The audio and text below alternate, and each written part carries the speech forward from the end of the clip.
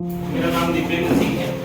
इस कैंपस में ये success point competition class sir चला रहे हैं बहुत अच्छे तरीके से, और आप लोग स्टडी कर रहे हैं। मैं हमेशा देखता रहता हूँ कि आप लोग बहुत अच्छी स्टडी कर रहे हैं यहाँ पर। तो सबसे पहले तो शुभकामनाएं दूंगा आपके टीचर को, एक बार हमारे साथ आइए, एक बार अपने अध्यापक के लिए जोरदार तालियां बजाइए। आप क्या सब्जेक्ट पढ़ा रहे हैं? मैथ और रीजनिंग सर पढ़ा रहे हैं, और बहुत बहुत शुभकामनाएं आपको। तो पढ़ाई के अलावा और भी बहुत सारी चीजें होती हैं जिनको आपको जानना जरूरी होता है।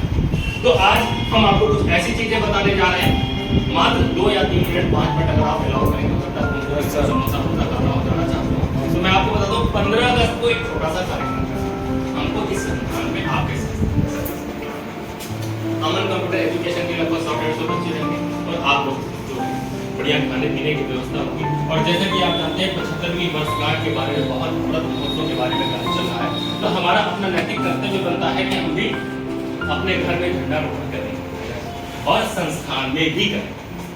मेरी बात समझ में आ रही? तो एग्री है हमारी बात से? एक बार जोर चिल्लाइए जरा। चिल्लाए का नहीं है, मेरा अपना घर है। जोर चिल्लाए करेंगे? करेंगे। जनपद का सबसे बुजुर्ग टीचर 1989 से पढ़ा रहा हूँ रायबरेली जनपद। कुछ लोगों की डेट ऑफ बर्थ भी नहीं होती है। The oldest institution in Raebareli, that's Aman Computer Education right now। और मैंने आईटी में बहुत ज्यादा काम किया है, तो ये मैं आपको बताना चाहता हूँ। ये इसलिए बता रहा हूँ कि मैं बहुत बड़ा हूँ, ये नहीं बता रहा। मैं ये बता रहा हूँ कि जो शिक्षक आपको कुछ बताने की कोशिश कर रहा है, वो क्या क्या चीजें कहाँ से धक्के खा करके आज आपके सामने आया है, आपको कुछ बताने के लिए। साथ मैंने आईटी टास्क फोर्स में काम किया है। प्रधानमंत्री से पीवी नरसिम्हा राव जी और उनके सानिध्य में एक बहुत बड़ा सा कैंपेन चलाया गया था। MCC software development private limited Visakhapatnam से बहुत बड़ा सा उसको काम मिला था पूरे इंडिया में कंप्यूटर शिक्षा का काम करने के लिए, जिसमें आपके टीचर को चुनाव हुआ था, उसमें रिटन टेस्ट हुआ था, इंटरव्यू हुआ था, और मैंने वहां पे सिलेक्शन लिया था। पूरे यूपी से 5 लोगों को सेलेक्ट, जिसमें आपके शिक्षक भी थे, और हमने उस कैंपेन में काम किया था 1 लाख कंप्यूटर लिटरेसी कैंपेन। कितना? 1 लाख बच्चों को कैसे पढ़ाया था? अगर आप जानना चाहेंगे तो मैं बता दूंगा कि माइंडसेट को होता है, नेटवर्किंग को होता है, प्लानिंग को होता है, किस तरीके से ऐसे बच्चों को पढ़ाया जा सकता है। में एक बहुत अच्छी सी चीज, थोड़ा सा मैसेज देने की बात करता हूँ। मैसेज ये है कि रायबरेली जनपद में बहुत सारे इंटेलेक्चुअल लोग, जिनको कि हम लोग थिंक टैंक बोलते हैं। थिंक टैंक मतलब सोचने के बारे में, मतलब हमारा राष्ट्र कैसे बढ़े, हमारा प्रदेश कैसे बढ़े, हमारी चीजें कैसे बढ़े, उनके बारे में निरंतर सोचते रहते। क्या आपको मालूम है कि साहब वॉर ड्रिल चल रही है? अमेरिका और चाइना आमने सामने हो गए। चाइना कह रहा मैं ताइवान पे कब्जा करके मारूंगा, पहुंच गया, 6 तरफ से घेर लिया। मेरी बात आपको मालूम है कि राष्ट्र कहाँ जा रहा है, आपकी पढ़ाई कहाँ जाने वाली है? मैं आपको बताता हूँ। आज अगर मान लीजिए 2 दिन के अंदर 24 घंटे से 48 घंटे का आराम दिया गया, अगर किसी भी तरीके का कोई भी मिसाइल या बम ताइवान को ड्रॉप कर दिया जाता है, तो ताइवान ने सीधे टीवी देख रहे हैं साहब, ताइवान कंप्यूटर देख रहे हैं साहब, ताइवान मोबाइल देख रहे हैं साहब, ताइवान कार देख रहे हैं ताइवान।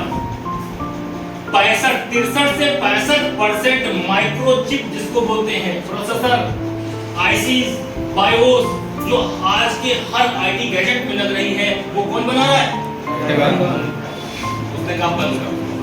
अब आप सोचिए कि अगर पूरी इकोनॉमी एकदम से ये माइक्रोचिप बंद हो गई, तो सारे प्रोडक्शन बंद हो जाएंगे, सारे आईटी गैजेट्स बंद हो जाएंगे, माउस, कीबोर्ड, ये सब बनना बंद हो जाएगा, कार की जितने इक्विपमेंट सब बनना बंद हो जाएंगे, तो बनेगा क्या? मिलेगा क्या हमको?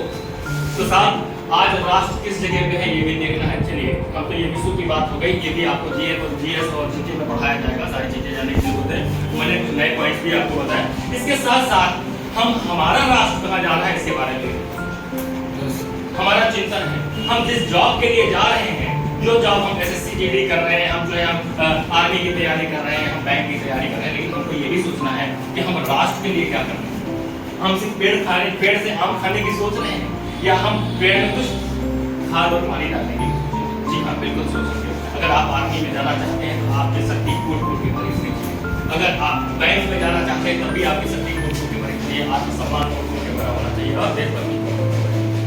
तो यहाँ पर सबसे पहली चीज मैं आपको बता, साइड में आकर के सिंपल एक अखंड भारत समिति, ये जिले स्तर की समिति है और इस समिति पर एक निबंध लेखन प्रतियोगिता किस बात पर होगी वो मैं पढ़ के एक बार बता दूंगा और उसको आप ध्यान दीजिएगा। इसका व्हाट्सएप में मैंने डाल दिया है, मेरे ख्याल से सक्सेस पॉइंट का जो है आपके जो कोचिंग इंस्टीट्यूट है, इस कोचिंग इंस्टीट्यूट का जो है व्हाट्सएप ग्रुप भी बना होगा, कृपया उस पर डाल दीजिएगा। और ये क्यों करना है ये भी मैं आपको बता दूं। क्या आपको मालूम है आपके कुछ चीजें, पहले संपूर्ण हिंदू धर्म जम्बूद्वीप हुआ करता था। किसको मालूम है अपने नाम, देश का नाम, राष्ट्र का नाम जम्बूद्वीप था?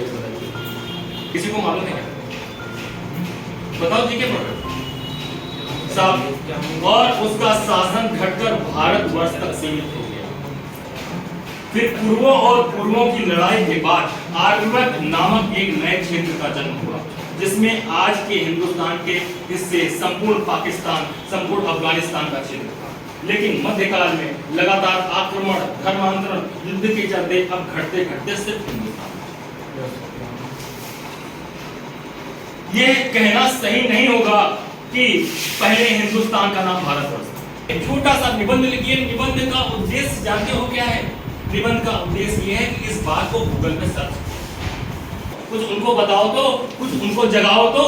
अगर आप ऐसा कर सकते हैं आज की डेट में, अगर जो मैं ये कर रहा हूं ये आज की डेट में आप शुरू कर देंगे, आपकी सफलता को कोई रोक नहीं सकता, कोई हटा नहीं सकता। आप जो भी उद्देश्य लेकर के चले हैं उस उद्देश्य पे 100% सफल होंगे, ये मेरा आशीर्वाद है।